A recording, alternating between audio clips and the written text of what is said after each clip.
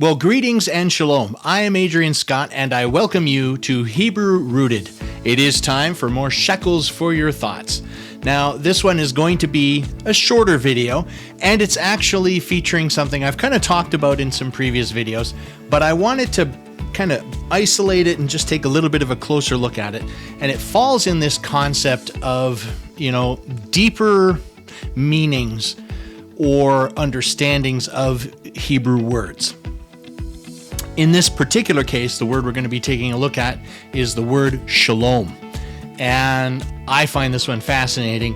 So first, I have to preface a couple of things. First, I am not fluent in Hebrew. I would say I know enough to get myself in trouble. That's about it. I do know the letters, and I can certainly read Hebrew better than I can speak it. But I've learned some basics, and my goal, particularly long-term, is to learn more and to get more proficient at it. I don't know that I'll ever be fluent, but if I could get anywhere close to proficient with it, I think that would be a good goal.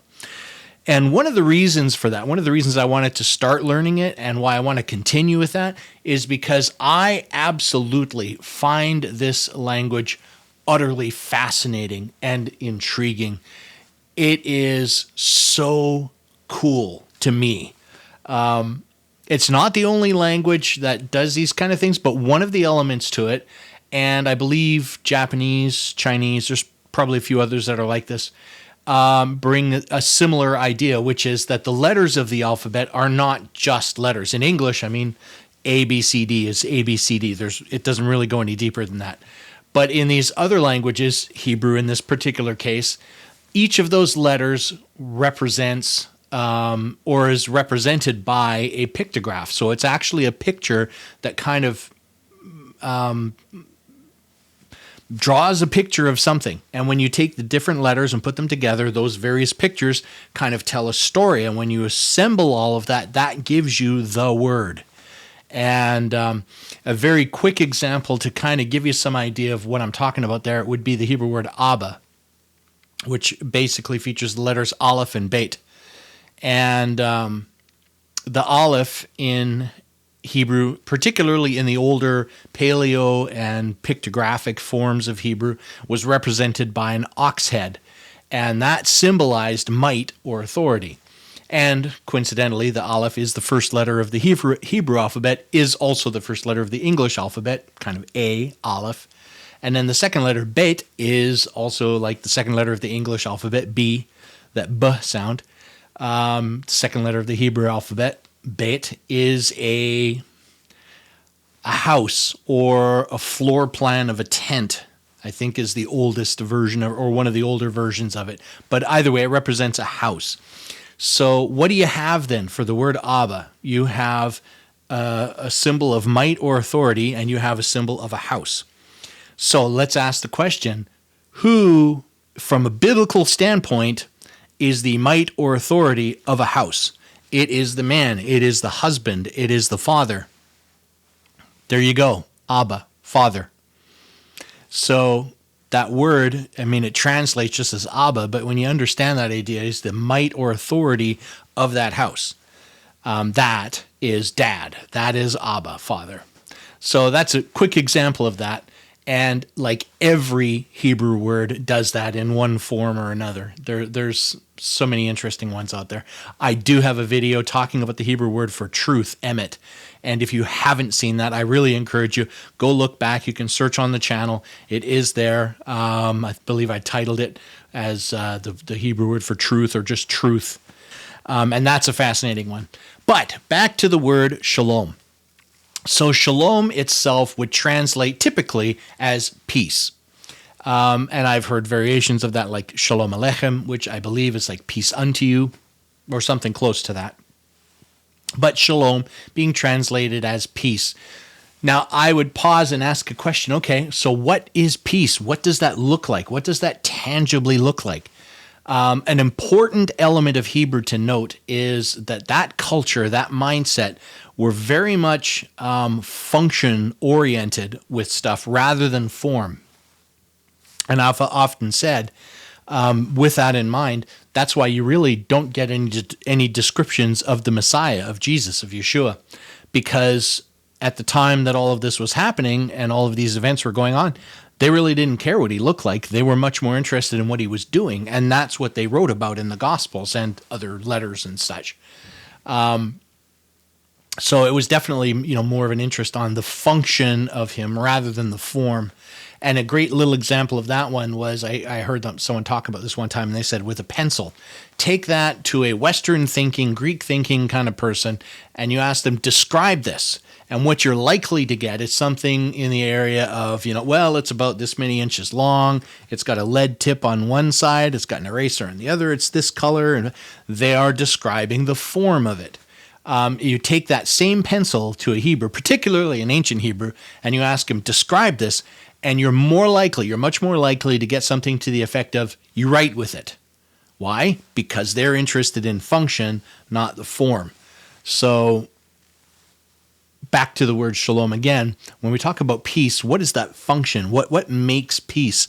Why is peace peace? Can we explain that a little further? And yes, we can. Now, I'm not going to go letter by letter of the word shalom, but one of the concepts behind it that I've heard said is maybe think of a meaning of shalom more as lacking nothing as opposed to peace. Why? Well, if you think about it, if you're lacking nothing, that itself is a state of peace. It is a state of contentment, completeness. You're lacking nothing. That's what peace is like. That's what peace is all about. So it's that concept of lacking nothing. And somebody gave a physical example of that, which was a bicycle as one. And that's right. So if you have all of the parts that you need on that bicycle is lacking nothing, and it is functioning properly and doing what it's supposed to be doing. And that itself brings with it that element of peace. Because if you think about it, if you are riding down a hill on that bicycle and you're lacking brakes, you're probably going to be pretty stressed out. You're not going to be feeling peaceful and content. If you've got perfectly functioning brakes, as well as all the other parts, you'll be much more comfortable and peaceful riding that bike down a hill. So, it's that kind of idea. If you take any part away, you take a wheel away, that bike is not doing what it's meant to do. You take a seat away, it's not going to be comfortable. You take, anything like that, and you end up with something that's not complete, that is lacking, and is, by that point, is not peaceful. So yeah, that idea of lacking nothing. So then I connect it with the idea of, even if you say something like Shabbat Shalom, that's a very typical greeting when we get to the seventh day and we start our Sabbath. A greeting that will be shared amongst everyone is Shabbat Shalom. You're saying peaceful Sabbath. So if we take it to that point of lacking nothing, combine it with the Sabbath, what are you saying? You're telling someone, when you say to them Shabbat Shalom, what you're actually saying is, I hope your Sabbath lacks nothing. That you have everything you need for your Sabbath to be content, to be holy, to be in the presence and will of God the way He intended, right? That you are lacking nothing, and that day is going to be perfect for you and beautiful and blessed. It's going to be a blessed day if it's lacking nothing. So yeah, just that idea of think of shalom as lacking nothing, more than peace. Although, it does translate as peace because of that. So I'm not saying it doesn't translate as peace, but just think of it a little deeper, take it one level deeper, and think of, where does that peace come from? It comes from that idea of lacking nothing. Having said all of that, I do thank you for checking out the video. I would ask, if you like it, give it a thumbs up, share it with others, and if you have not done so yet, subscribe to the channel. I do like to randomly get in from time to time and mention that, particularly when dealing with a channel as small as this one, people outside of my subscribers, of our community here, are really not going to be fed any of my videos on their recommendation feeds. That's just not what YouTube does. And nowadays, it's consumed with all these shorts. But I'm very unlikely to be recommended to anyone else. So the best way to ensure that you're seeing the content that I'm putting out is to be subscribed and to change your notifications to all, so that anything that gets released, whether it's posts or videos or anything like that, you'll be notified of all of them when you change it to all. So that's the best way to make sure that you're not missing anything that's happening on Hebrew Rooted. And if you haven't subscribed, the way to fix that is to subscribe and change your notifications to all, so that again, you will get those videos. Hopefully, the idea would be, I can get enough foothold on YouTube at one point that my videos will be featured more in general recommendations to people.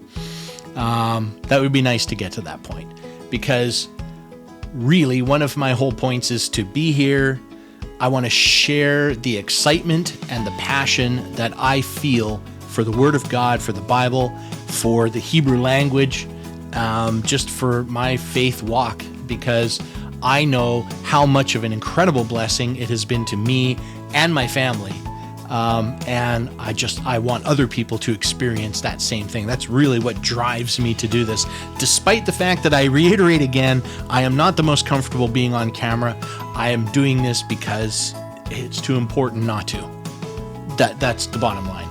So again, thanks everyone for watching, and I do wish blessings to all of you in the name of Yeshua, our Messiah.